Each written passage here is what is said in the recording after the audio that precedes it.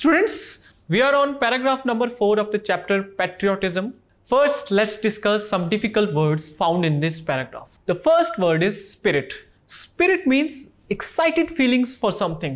जोश या जज्बे को हम spirit कहते हैं. The next word is foreign invasion. ये फ्रेज यहाँ पे जब कोई दूसरा मुल्क आपके मुल्क पे हमला आवर होता है उसके लिए इस्तेमाल किया गया है कि बाहर से मुल्क से आके कोई आपके मुल्क पे हमला करे तो वो फॉरेन इन्वेजन होगी. The next word is instances. Instances मतलब वाक्यात या हम लोग इसको एग्जाम्पल्स भी कह सकते हैं. The last word is lay down. Lay down का मतलब यहाँ पे कुर्बान करने से लिया गया.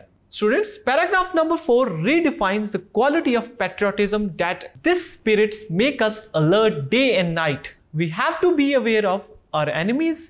हमें हर वक्त चौकन्ना रहने का जज्बा सिर्फ और सिर्फ पेट्रियोटिज्म की वजह से ही आता है. लेकिन स्टूडेंट्स, इस मुल्क की मिट्टी पे कुर्बान होने वालों की तादाद भी कुछ कम नहीं है. 1965 और 1971 में दुश्मनों ने मैली आंख से हमारे मुल्क की तरफ देखा तो बहादुर माओ के बहादुर पैट्रियट बच्चों ने अपनी जान इस मुल्क की हिफाजत के लिए पेश की, जिनमें captain Mohammad Sarwar, major Tufail Mohammad, major Aziz Bhatti, pilot officer Rashid Minhas, major Shabbir Sharif, lance Naik Mohammad Mahfuz, captain colonel शेर खान, हवालदार लालक जान, इन सब लोगों ने अपनी जान का नजराना पेश किया, जिसे बाद में गवर्नमेंट ऑफ पाकिस्तान ने निशाने हैदर से नवाजा, जो कि पाकिस्तान का हाईएस्ट मिलिट्री अवार्ड है. स्टूडेंट्स, इन सब मुहिब्बे वतन पाकिस्तानियों का शहीदों का जिक्र करने का मकसद सिर्फ इतना है कि पैट्रियाटिज्म ही वो जज्बा है, हुब्बुल वतनी ही वो जज्बा है जो आपको इतनी हिम्मत, जो आपके अंदर इतनी करेज डालता है कि आप अपने मुल्क के लिए अपनी जान की परवाह किए बगैर